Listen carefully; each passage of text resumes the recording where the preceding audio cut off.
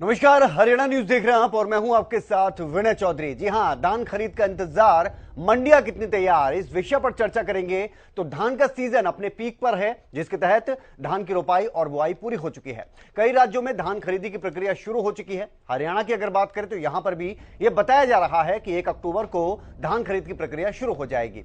लेकिन धान खरीद 1 अक्टूबर से शुरू होने पर विपक्ष लगातार कटाक्ष कर रहा है।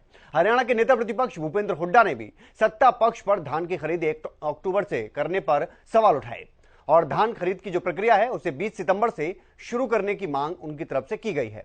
साथ ही हरियाणा के आड़तियों ने भी 19 सितंबर से हड़ताल का ऐलान कर दिया है। तो आड़ती भी खुश नजर नहीं आ रहे हैं फिलहाल।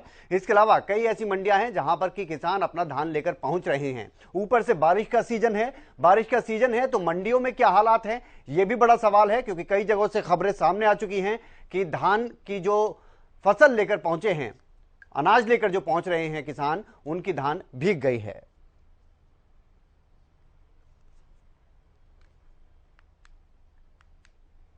एमएसपी का हम उठा ही रहे हैं। किसान की आज लागत बढ़ रही है, आमदनी घट रही है, किसान को भाव नहीं मिल रहा, एमएसपी पे फसल नहीं खरीदी जा रही। अब भी धान की आवक शुरू हो गई है, अब 1 तारीख से शुरू करेंगे ये खरीद, और मंडी अभी बढ़ जाएंगी थोड़े दिन में।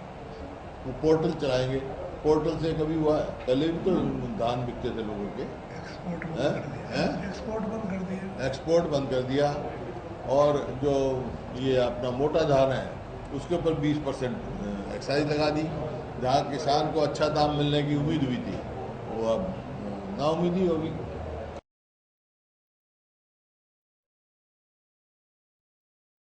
जैसा अब की बार मौसम रहा और जो अब ये नए बीज आ चुके हैं जी, 90 दिन में तैयार हो जाते हैं। तो सरकार को तो इस चीज़ का पता भी है और कृषि विभाग ने भी खुद भी ये रिपोर्ट बना के दे दिया है कि फसलें अब की बार जल्दी तैयार हो चुकी हैं और 15 सितंबर से तो खरीद हर हालत में चालू कर देनी चाहिए थी। अगर सरकार को नहीं दिखाई देता तो कम से कम 20 तारीख से तो खरीद हो जानी चाहिए, नहीं तो किसान की जो फसल है वो खराब होनी शुरू हो जाएगी। पहले खेते में जो है किसान का बहुत नुकसान हो चुका है, तो सरकार को इनका इस तरफ ध्यान देना चाहिए। खरीद कम से कम 15 से नहीं शुरू की तो 20 सितंबर से शुरू कर देनी चाहिए। जो खरीद की तारीख तय की गई है, सरकारी खरीद जो धान की जानी है वो 1 अक्टूबर है, जिसको कि बहुत देरी से देखा जा रहा है। क्योंकि अगर बात की जाए तो फसल पूरी तरह से पककर तैयार हो चुकी है और कई जगहों पर तो किसान अपनी जो धान की फसल है, अनाज है, उसे लेकर मंडियां पहुंच रहे हैं और मंडियों में अभी पूरी तरह से तैयारी देखने को मिल नहीं रही है। क्योंकि अगर 1 अक्टूबर की बात करें, अभी समय है, और 1 अक्टूबर से अगर शुरुआत होती है तो फिर मंडियां भी अभी पूरी तरह से तैयार नहीं दिख रही है। लाजमी सी बात है कि मंडियां तैयार नहीं दिखेंगी, लेकिन उसका क्या, जो अनाज लेकर किसान पहुंच रहे हैं उनका रखने की व्यवस्था क्या है, मंडियों में हालात क्या हैं, बारिश से बचने के हालात क्या हैं, क्योंकि बारिश हो रही है रुक रुक कर। तो ऐसे में कई सवाल उठते हैं और सवाल यह भी है कि क्या खरीद जो शुरू होने जा रही है वो खरीद पूरी तरह से ठीक तरीके से होगी। क्योंकि पिछले कुछ समय से हम लगातार देख रहे हैं कि पोर्टल के जरिए जिस तरह से खरीद की जाती है तो बहुत सारी दिक्कतों का सामना किसानों को करना पड़ता है अपनी फसल को बेचने के लिए। दूसरी तरफ मुश्किल का सामना यह भी है कि अब आड़तियों की तरफ से यह कहा गया है कि 19 सितंबर को वो हड़ताल करेंगे। अगर उनकी तरफ से हड़ताल की जाती है तो और ज्यादा परेशानियों का सामना करना पड़ सकता है। तो ये तमाम ऐसे सवाल हैं जिनको लेकर आज हम बातचीत करेंगे, और बात यह भी है कि मंडियों में क्या हालात हैं उन पर भी चर्चा करना जरूरी है। अहम बात यह है कि बहुत सारी जगह, जैसा कि हम लगातार बता रहे हैं कि धान पहुंच चुकी है। अब धान पहुंच गए हैं तो फिर बारिश से बचने के लिए क्या हालात हैं वहां पर, क्या पूरी व्यवस्था है, क्या वहां पर शेड है, अगर शेड हैं तो वहां पर कितनी फसल पहुंची है, क्या जरूरत से ज्यादा फसल तो नहीं पहुंच रही अभी। हालांकि अभी तक इतनी ज्यादा फसल पहुंचने की खबरें सामने नहीं आई, बावजूद कई जगहों से खबरें ऐसी आई हैं कि मंडियों में धान भीग गया, पीला सोना जिसे कहा जाता है वो भीग गया। इसके अलावा क्या वहां पर त्रिपाल है, क्या किसानों के ठहरने की उचित व्यवस्था वहां पर की गई है, और इसके अलावा क्या मंडियों में जो आड़तियों की तरफ से हड़ताल की बात कही गई है, जो आड़तियों की मांगे हैं उनको लेकर सरकार उन्हें मना पाएगी 1 अक्टूबर से पहले, यह दबाव बनाया जा रहा है। तो उस दबाव का क्या फर्क देखने को मिलता है।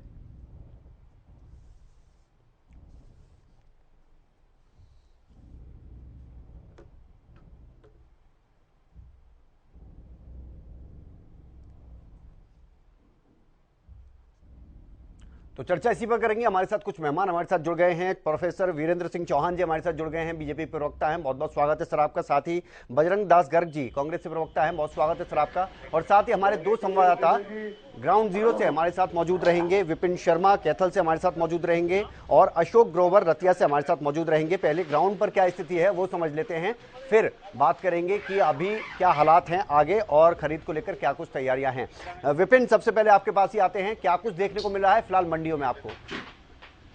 जी बता दें कि हम आज कैथल की नई अनाज मंडी के अंदर है। यहाँ पे पूरी मंडी का दौरा किया हमने, तो हम यहाँ के जो आड़ती हैं उन्हीं से बात करना चाहेंगे कि वो बताएं कि जिस तरीके से धान की फसल अब पूरा सीजन तैयार है, कितनी तैयारियां सरकार की हैं, कितनी आड़तियां, अगर बारिश आ जाए तो क्या व्यवस्था है, जैसे बूंदाबांदी शुरू हो भी रही है, और क्या क्या आपकी दिक्कतें और क्या आपकी मांग जी? अब जीरी का सीजन चालू हो चुका है, यहाँ पे सरकार की तरफ से कोई तैयारी नहीं है। अब परमल जीरी अब बहुत ज़्यादा आने लग रही है, मोटा धान, और सरकार 1 तारीख से परचेज के लिए कह रही है, जबकि सरकार को जल्दी से जल्दी आना चाहिए। और बरसात का मौसम है, कोई यहाँ पे किसानों के लिए कोई पानी की व्यवस्था, कोई लाइट की व्यवस्था, अभी तो कोई मतलब इनको कोई दिमाग में वजन नहीं है कि सीजन चालू हो जाए सरकार को। नहीं, ऊपर से आप हड़ताल की बात भी कर रहे हैं। हड़ताल की तो हमारी सरकार, ये जब से बीजेपी सरकार बनी है, ये सरकार बिल्कुल व्यापारियों आड़तियों के पीछे पड़ी हुई है।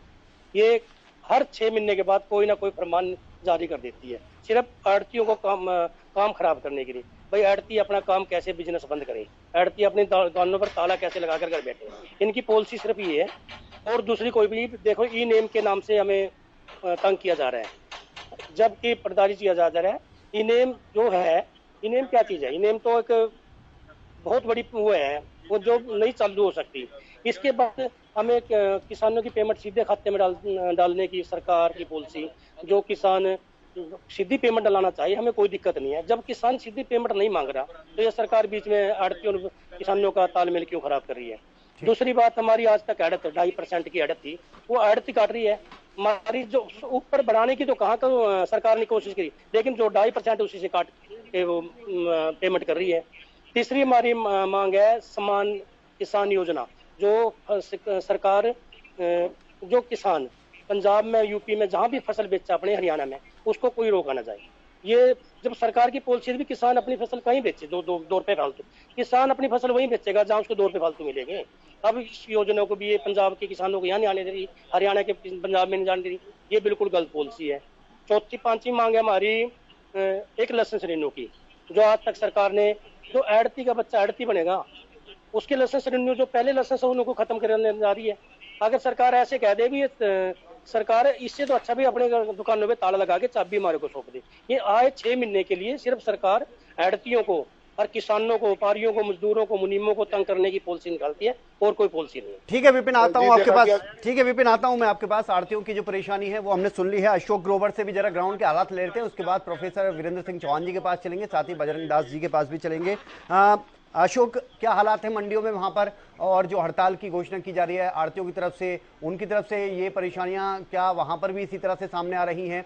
और मंडी में, क्योंकि किसानों की भी अगर बात करें, कुछ किसान भी पहुंच रहे हैं, उनकी तरफ से क्या कहना है कि क्या वाकई देरी हो रही है खरीद को लेकर?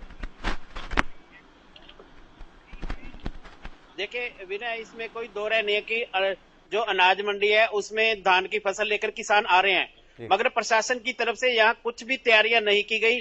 अभी देख सकते हैं कि मंडी में गंदगी के ढेर लगे हुए हैं और लोगों को मंडी में आए दिन परेशानियों से जूझना पड़ रहा है। खासकर व्यापारियों को बड़ी दिक्कत आ रही है।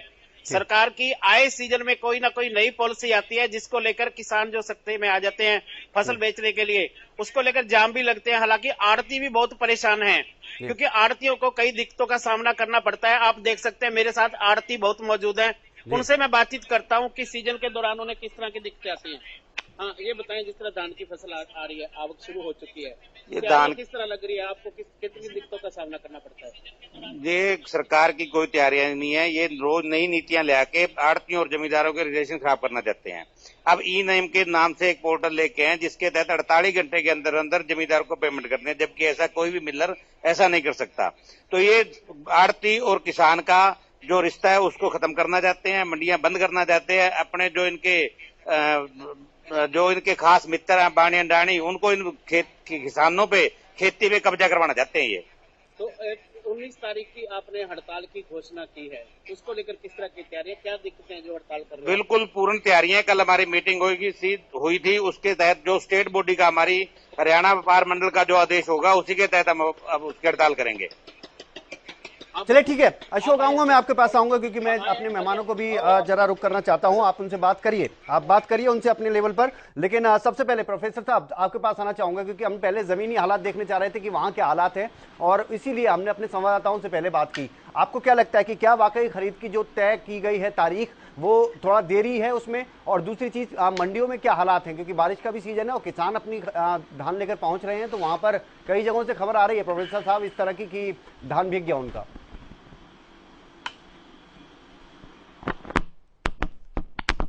एक बात तो ये समझनी चाहिए कि अभी हरियाणा की मंडियों में कुछ एक स्थान होंगे, शायद वहां बहुत ज्यादा आ गई होगी 1509 वैरायटी की धान। अभी हरियाणा की मंडियों में ऐसी कोई स्थिति नहीं है कि धान से लबालब हो गई हैं मंडियां और वहां वो भीग रही है। ऐसी बात जो लोग कर रहे हैं उनकी भाषा देख लीजिए ना, वो बीजेपी के विरोध से शुरू हो रहे हैं और इस तरह की बातें बोल रहे हैं कि ये तो रोज नई नीतियां ले आते हैं। जी, जी। अभी जो धान सरकार ने खरीदनी होती है पीआर, वो अभी मंडियों में आनी शुरू नहीं हुई है। अभी बरसात भी हो रही है रुक रुक कर, नमी है खेत में, धान के फसल पर अभी नमी है। एकदम वैसी स्थिति नहीं है जो यहां चित्रित करने की कुछ लोग विशुद्ध राजनीतिक कारणों से करते हुए दिखाई दे रहे हैं। ठीक है। ये कहना अभी तो खरीद सरकारी तौर पर शुरू होनी शेष है जी, और एक वैरायटी धान आनी शुरू हुई है। जो लोग यहां बैठकर ये ऐलान कर रहे हैं कि सरकार की तैयारी नहीं है, ये भी नहीं है, वो भी नहीं है, अब उनके कहने के अंदाज से समझ जाइए कि माजरा ये नहीं है, माजरा कुछ और है। दर्द या पीड़ा कुछ और हो सकती है, समस्याएं कुछ और हो सकती हैं, लेकिन आप घुमाकर बात ना करें। ये कहना कि ये सरकार हर बार हर 6 महीने में कोई नई नीति ले आती है, ये तो सरकार के अभिनंदन की बात होनी चाहिए। नवीनता, नई नीति, नई व्यवस्था पुरानी को बेहतर करने के लिए लाई जाती है और हम निरंतर लाते जा रहे हैं। जी, जी। हम हर हाल में किसान के हितों की रक्षा करेंगे। किसान को उसकी दाम का, उसकी फसल का दाम उसके खाते में मिले, ये बात हम कई वर्षों से लगातार समझा ही रहे हैं मंडियों में आढ़तियों को। अधिकांश लोग समझ ही गए हैं, कुछ लोग जो राजनीति करना चाहते हैं उनको छोड़कर। और इनाम पर भी अभी आपने सुना होगा पीड़ा क्या है कि किसान को 48 घंटे में दाम देना पड़ेगा, उसकी फसल की कीमत देनी पड़ेगी, सीधे उसके खाते में देनी पड़ेगी। भाई ये कोई अपराध है क्या? जिससे फसल ले रहे हैं, जो आपको अपना अनाज दे रहा है, एक व्यवस्था सरकार ने अगर की है कि उसका पैसा समय पर सीधे उसके खाते में दीजिए, तो किसी को परेशानी क्यों होनी चाहिए? आपको वो दे रहा है अनाज, तो आप 48 घंटे में उसकी फसल का भुगतान करने में समर्थ हैं, आपको करना ही चाहिए। ठीक है सर, ठीक रही है। बात आढ़तियों की कुछ समस्याओं की, डेफिनेटली मंडियों में, विनय भाई एक बात और जी बिल्कुल बोलिए सर। मंडियों में कुछ व्यवस्थाओं को लेकर उनकी परेशानी हो सकती है। ठीक है।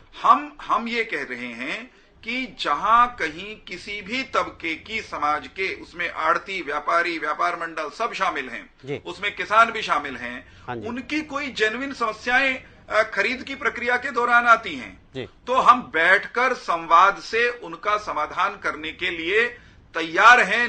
पहले भी किया है, अब भी कर रहे हैं, आगे भी करेंगे। लेकिन ये भाषा मत बोलिए कि बीजेपी तो आढ़ती विरोधी है।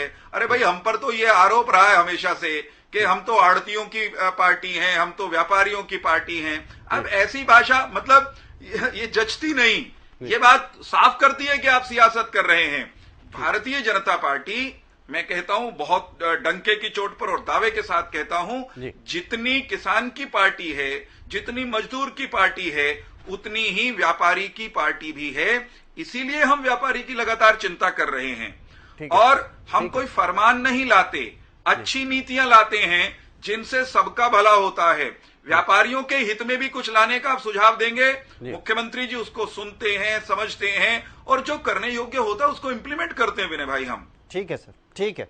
बजरंग दास गर्ग जी क्या कहेंगे? सिर्फ विरोध करने के लिए, राजनीतिक विरोध करने के लिए ही विरोध करना है, या फिर कोई दावा भी है, कोई बात भी है इन दावों में? जो कि हमने सुना, भूपेंद्र हुड्डा जी को सुना, उन्होंने कहा कि भाई देरी से शुरू की जा रही है सरकारी खरीद। इधर हम प्रोफेसर साहब को भी सुन रहे हैं, सत्ता पक्ष से भी लगातार इस मामले में हम बाइट सुनते रहते हैं, बयान सुनते रहते हैं। उनका कहना है कि अभी जो तारीख तय की गई है वो बिल्कुल सुगम है, सही है, और तब से शुरू होगी तो ज्यादा बेहतर होगा।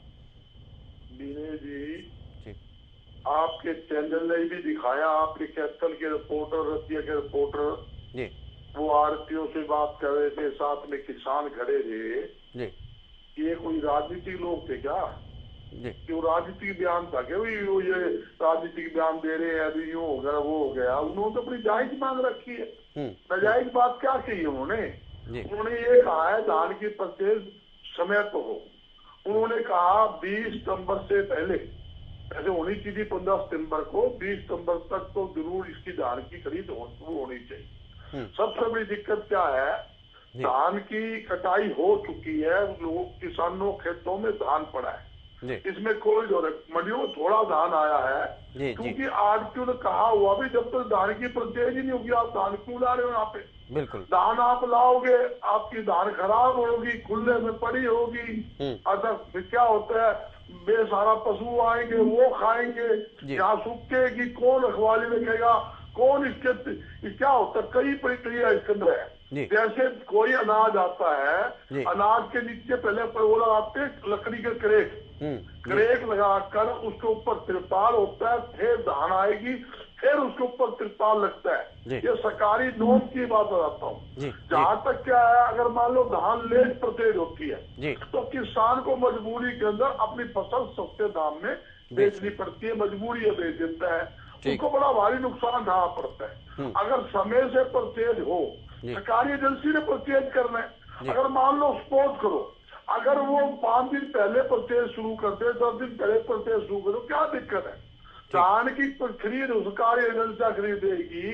सरकारी यहाँ पेमेंट की बात है, मैं एक आड़ती की बात सुनता था कि 48 घंटे में 48 घंटे में जो माल की परचेज होगी उसका भुगतान मिलर ने नहीं करना, उसका भुगतान आड़ती ने नहीं करना, उसका भुगतान केंद्र की सरकारी एजेंसियों ने करना होता है, जो स्टेट एजेंसियों के माध्यम से परचेज करेगी। मिलर के तो इतना काम है, वो धान जो मंडी से परचेज होगा, सरकारी एजेंसी, सरकार के जो ठेकेदार है, मंडी से धान उठाकर मिलर को देंगे। मिलर उस धान के बदले में चावल बनाकर उसको सरकारी एजेंसी जो है उसको हैंड ओवर एफसीआई गोदाम में लगाएंगे।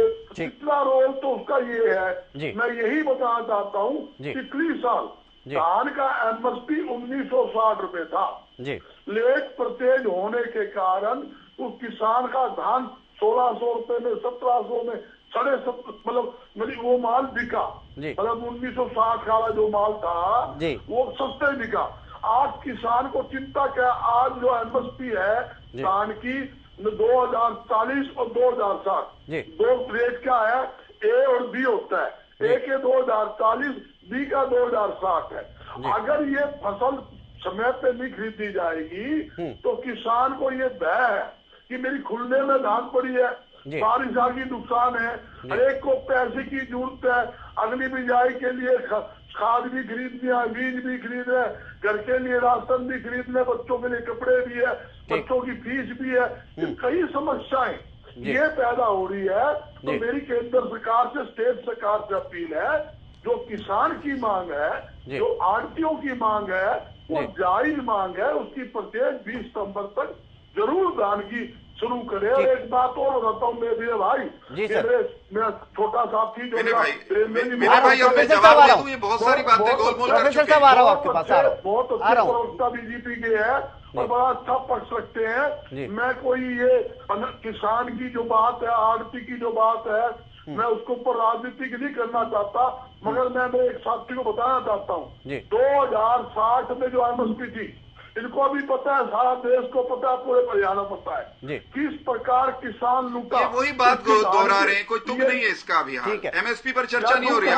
तुक है, तुक यूं है किसान को लुटा नहीं, गया। सुन लो, मैं आ रहा हूँ। सुनो गर्ग साहब रुकिए, गर्ग साहब सुनो, देखिए मेरे पास लुटेरे ये कहे, लुटेरे कह रहे हैं ना ये, लुटेरी पार्टी के प्रवक्ता ये कह रहे हैं। ठीक है गर्ग साहब ऐसे काम नहीं चलेगा सर। मैं आपके ऑडियो डाउन करवा दूंगा, क्या फायदा सर? गुस्सा होने का कोई फायदा नहीं, आप बात कर रखिए, मैं जवाब दे लूंगा आपका।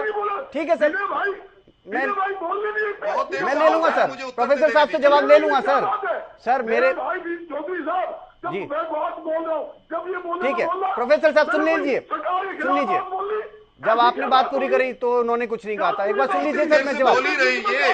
मैं ठीक है सर, बहुत देर से बोल ही रहे हैं, वही बात दोहरा रहे हैं घुमा ठीक है सर, फिर समय खराब होगा, क्या फायदा? बोलिए सर, कर दीजिए प्लीज प्लीज सर, समय की कमी है मेरे पास भी, मेरे पत्रकार भाई भी खड़े हुए हैं मंडी में, प्रोफेसर साहब भी बैठे हैं, आप भी बैठे हैं। समय बर्बाद करने के लिए नहीं बैठे हम यहाँ। मैं पूरी बात तो बोल करिए सर, करिए सर। मैं बताना चाहता हूँ 1960 रुपए एमएसपी थी, ये तो विकार की बात है।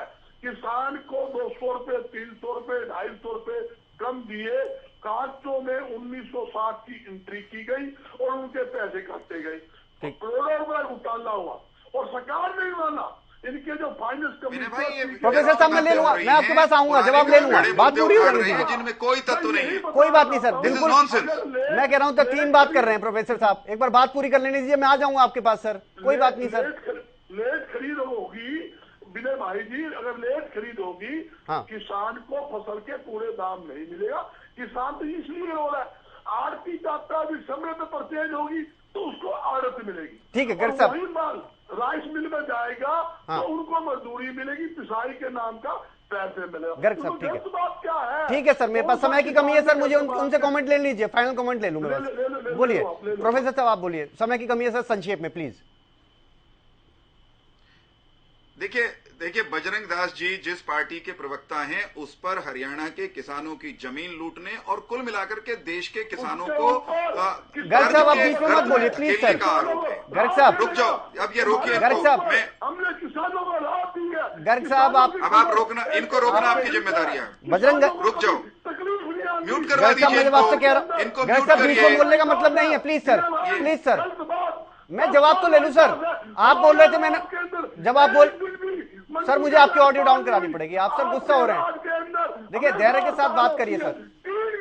आप करवा नहीं रहे हैं सर, मैंने भाई ये क्या सीख के आते हैं? ठीक है सर, ठीक है सर, रोकिए इस व्यक्ति को भाई। सर एक प्रवक्ता होने के नाते धैर्य रखना होगा, एक प्रवक्ता होने के नाते धैर्य रखना होगा गर्ग साहब आपको भी। ठीक है सर, ठीक है, जवाब ले लूं सर, बीच में मत बोलिए प्लीज सर। सर मैं आपके ऑडियो डाउन करा दूंगा सर, प्लीज सर। ठीक है गर्ग साहब, अब बस सर प्लीज जवाब ले लेते हैं। कब कराएंगे विनय भाई, कब कराएंगे इनके ऑडियो डाउन? प्रोफेसर साहब बोलिए सर, आप प्लीज, मेरे पास समय की कमी है सर। गर्ग साहब प्लीज, गर्ग साहब मैं जवाब ले लूं सर, मेरे पास समय नहीं है, प्लीज सर बोलिए गर्ग साहब। प्रोफेसर साहब बोलिए।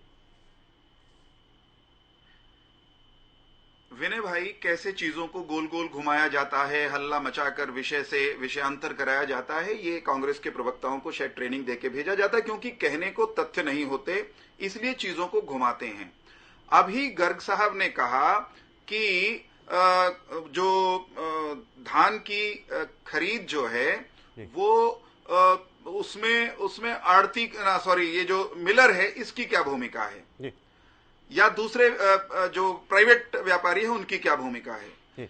गर्ग साहब स्वयं व्यापारी हैं, व्यापार मंडल के नेता, इनको साफ साफ पता है कि मंडियों में 2 तरह से धान की खरीद होती है। एक सरकारी खरीद होती है, वो एक वैरायटी विशेष है, पीआर मोटी धान, उसकी खरीद ही केवल सरकार करती है। शेष जो मंडियों में धान आती है, वो धान जो आजकल आई हुई है, वो धान जो आगे आएगी बासमती, जो एक्सपोर्ट भी होती है बड़े पैमाने पर, उसकी खरीद प्राइवेट व्यापारी ही करते हैं। बीच में मत बोलो यार। देखिए विनय भाई, म्यूट करवाइए इस व्यक्ति को। गर्ग साहब मैं आ जाऊंगा, जवाब ले रोक दो। गर्ग साहब प्लीज। अरे रोड़ा ही नहीं है, यही तो मैं कह रहा हूँ। रुको यहाँ। प्रोफेसर साहब प्लीज। बदतमीजी हो रही है ये तो, सर ये बदतमीजी हो रही है मेरे साथ। देखिए एक प्रवक्ता के तौर पर आपको धैर्य रखना होगा गर्ग साहब, इस बात को समझिए। आपको सर ये सारी सीमाएं लांग रहे हैं बदतमीजी की। आ जाऊंगा आपके पास सर, मैं आपसे जवाब ले स्टॉप दिस मैन। गर्ग साहब, गर्ग साहब मुझे माफ, अरे रुक जा भाई। अरे गर्ग साहब थम जा, सर मेरे पास समय की कमी है, माफ कीजिएगा गर्ग साहब, मेरे पास समय की कमी है यार। बहुत शुक्रिया, बहुत शुक्रिया गर्ग साहब आपका, बहुत शुक्रिया, बहुत शुक्रिया। प्रोफेसर साहब माफ कीजिएगा, प्रोफेसर साहब मेरे पास समय की कमी है और मैं भी मंदक हूँ। बहुत शुक्रिया सर, ये क्या बात हुई? बहुत शुक्रिया, बहुत शुक्रिया सर, बहुत शुक्रिया सर, बहुत शुक्रिया। माफ कीजिएगा, समय की कमी थी मेरे पास और मैं नहीं चाहता था कि इस चीज को बहस के तौर पर या गुस्से के तौर पर देखा जाए। हम तो ये हालात पर बात करने के लिए बैठे थे यहां पर कि किस तरह से मंडियों में हालात है, क्यों अगर देरी हो रही है, विपक्ष इस पर सवाल उठा रहा है तो क्यों उठा रहा है। लेकिन माफ कीजिएगा, समय की कमी थी और फिलहाल मेरे साथ इतना ही। लेकिन सबसे बड़ी बात यही है कि अगर खरीद में देरी को लेकर सवाल उठाए जा रहे हैं तो उसके पीछे फैक्ट क्या है, मंडियों में हालात ठीक है या नहीं है। हालांकि अभी तक हालात ठीक नजर नहीं आ रहे हैं। मेरे साथ इतना ही, आप बने रहिए हरियाणा न्यूज के साथ। नमस्कार।